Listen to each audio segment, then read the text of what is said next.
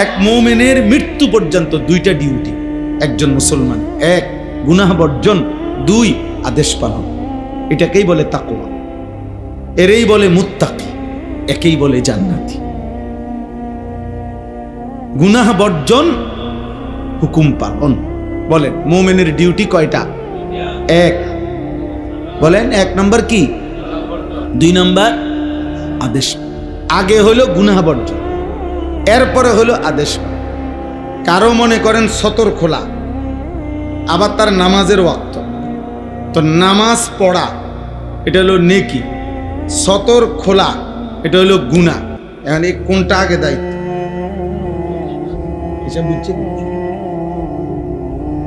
নামাজের বাহিরে ফরজের মধ্যে একটা আছে কিনা?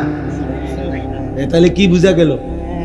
বুঝেন নাই কথা? সতর ও খোলা, নামাজও সামনে। তো নামাজ পড়লে নেকি, সতর খোলা থাকলে কি? গুনাহ। প্রথম দায়িত্ব কি? মানে সতর ঢাকা, এরপরে কি? গুনাহ বর্জন। প্রথম জিম্মাদারি এটা। এজন্য প্রিয় সন্তান, যতক্ষণ পর্যন্ত তুমি পাক নাফাকের পার্থক্য করবা না, ততক্ষণ নামাজ পড়তে মন চায়। আমি না, আমার বাইকটা দিলেও হইতো না। আব্দুল কাদের জিলানিরও যদি বাইকটা তোমারে দেয়, বাইজিদ বোস্তামিরও যদি বাইকটা দেয়, হবে না। তুমি তো না পা।